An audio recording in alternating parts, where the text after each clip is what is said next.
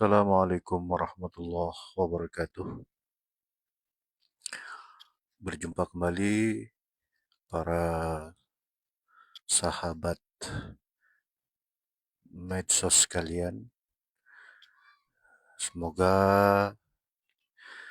para sahabat medsos sekalian selalu dalam keadaan bahagia. Ya, kembali kepada uh, judul dari visi misi para nabi ya. Nah, kemarin saya mohon maaf untuk part satunya itu ada sedikit kendala, jadi tidak terlalu lengkap uh, pembukaan dan penutupannya sebab mikrofonnya mati. Jadi suara saya hilang, makanya saya edit.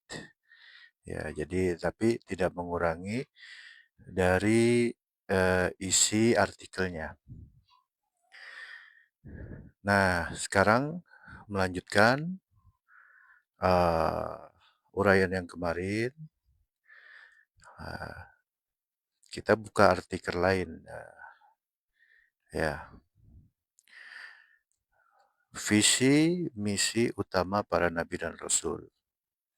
Nah, tentu tentang ketauhidan. Nah, uraiannya seperti apa? Mari kita simak. Ini dari link Islamina, rujukan Islam Indonesia.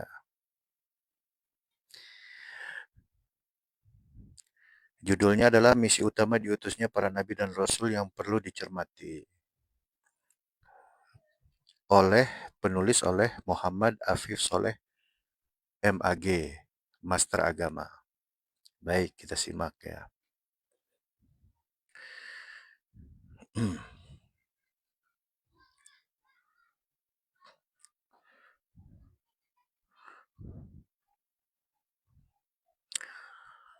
Allah mengutus para nabi dan rasul tidak lain untuk mengajak kaumnya untuk beriman kepada Allah serta tak menyekutukannya dengan apapun. Hal ini merupakan syarat amal seseorang akan diterima oleh Allah. Ya, mungkin sedikit-sedikit saya akan menambahkan ya. Ini penekanannya di sini adalah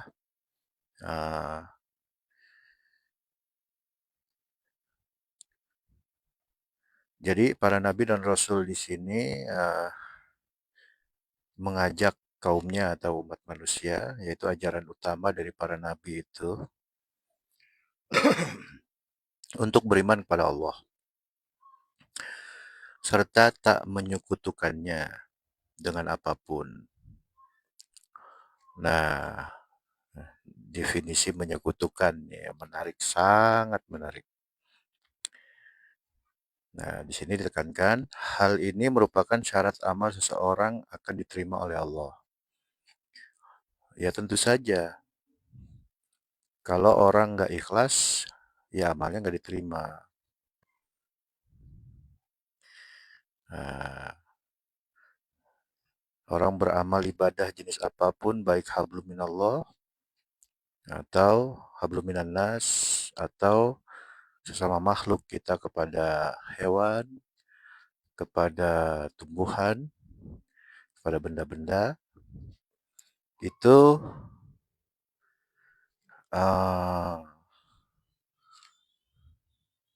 harus dilandasi oleh karena Allah Ta'ala. Nah, karena Allah Ta'ala ini sangat menarik ya. Ya nanti ada di lain sesi kita insya Allah bahas ya. Saya lanjut. Misi untuk menyebarkan ajaran tauhid ini diwarisi oleh para ulama kepada masyarakatnya secara turun-temurun dan berlaku sampai hari kiamat. Nah, diwarisi ya oleh para ulama.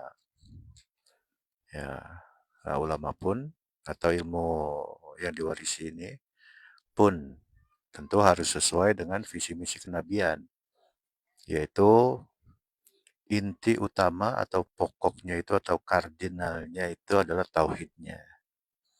Nah, ini sangat menarik kawan-kawan ya. Saya lanjutkan. Salah satu ayat yang tegas dan jelas akan perintah mengesahkan dirinya serta beribadah tertuju khusus kepadanya, ini bunyi ayatnya, yaitu Quran Surah Al-Anbiya ayat 25. وَمَا أَرْسَلْنَا مِنْ قَبْلِكَ مِنْ رَسُولٍ إِلَّا نُوحِي إِلَيْهِ أَنَّهُ لَا إِلَهَ إِلَّا أَنَا فَاعْبُدُونِ. Ah, yang artinya, kami tidak mengutus seorang rasul pun sebelum kamu, melainkan kami wahyukan kepadanya bahwasanya tidak ada Tuhan, melainkan aku. Maka sembahlah olehmu sekalian akan aku. Ya. Nah, di sini yang menariknya adalah, dan kami tidak mengutus seorang rasul pun sebelum kamu. Nah, ini kepada Nabi Muhammad tentunya. Ya, rasul di sini ya, seluruhnya itu mengajarkan la ilaha illallah. Tapi secara praktek ya. Bentar.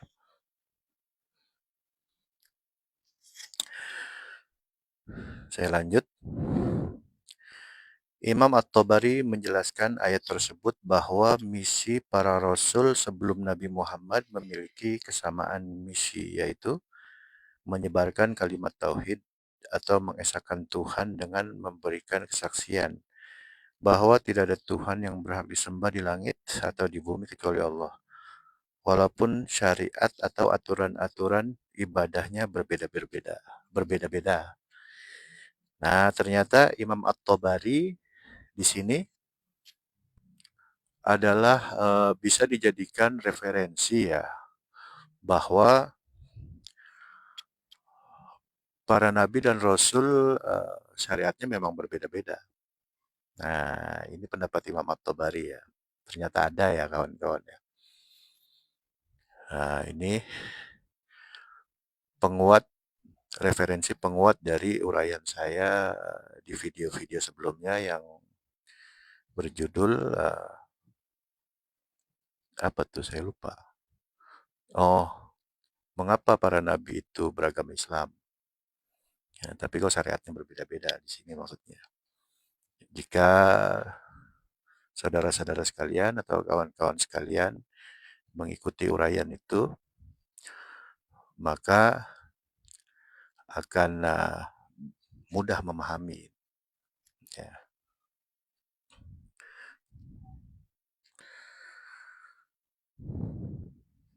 Saya lanjutkan.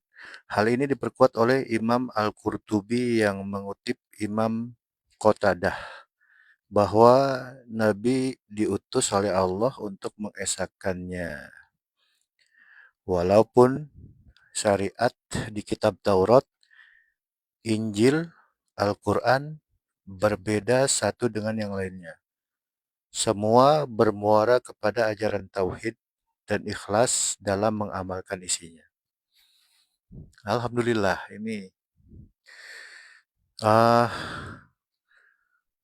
penguat referensi lagi tentang perbedaan syariat ya, para nabi ya. Ya, Imam Al-Qurtubi, kemudian Imam Qatadah. Ya, alhamdulillah ya. Referensinya sangat kuat berarti. Alhamdulillah. Saya lanjutkan. Definisi kalimat tauhid.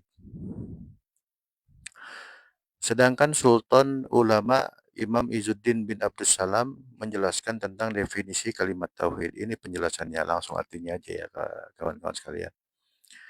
Kalimat tauhid sebagai petunjuk tentang taklif, beban kewajiban yang harus dilakukan oleh orang Islam yang sudah balik dan berakal, tentang hukum wajib dan haram. Maksudnya tak ada Tuhan yang berhak disembah kecuali Allah, sedangkan ibadah merupakan ketaatan yang didasari ketundukan diri kepadanya secara totalitas. Ya, jadi di sini pun bisa kita urai ya. Dari ketauhidan ini, kan bahasanya dari tadi kalimat tauhid, kalimat tauhid, kalimat tauhid. Ternyata mempraktekkan kalimat tauhid maksudnya itu. Nah, ini tuh maksudnya dari kalimat tauhid itu terpraktekannya kalimat tauhid atau kita itu sudah uh, bisa untuk tidak menyekutukan Allah, maka pada akhirnya kita akan disyariatkan, berpulang kepada disyariatkan kembali. Nah, tentu ini dengan kepemimpinan Tuhan, maksudnya seperti itu ya. Ya, saya lanjut ya. Sedangkan menurut Imam Al-Munziri dalam kitab At-Targhib wa Tarhib menjelaskan bahwa kalimat tauhid merupakan sarana seseorang agar bisa masuk surga serta terhindar dari siksa neraka dengan syarat melakukan kewajiban serta menjauhi hal-hal yang terlarang. Nah, ini juga sangat menarik. Uh, jadi memang dasarnya seseorang yang sudah praktek tauhid, ya itu sama saja seperti tadi ya. Pasti berbuah syariat yang disyariatkan oleh Allah tuh. Nah, seperti itu. Di sini ada tambahannya, sarana seseorang untuk bisa masuk surga. Ya, tentu hadis tentang uh, la ilaha illallah adalah kunci surga dan lain sebagainya. Banyak hadis-hadis tauhidan yang mengarah kepada surga seperti itu ya. Tapi memang penekanannya itu praktek tauhid ya, kawan-kawan sekalian ya. Ya, seperti itu. Ini masih ada lagi, tapi insya Allah dilanjutkan di lain kesempatan. Terima kasih banyak. Mohon maaf apabila banyak kekurangan-kekurangan. Atau mungkin kelebihan-kelebihan yang offset. Ya, saya mohon maaf sebesar-besarnya. Jangan lupa bahagia, karena kita hasilnya adalah makhluk bahagia. Ilahi anta maksudi uridu kamatlubi. Wassalamualaikum warahmatullahi wabarakatuh.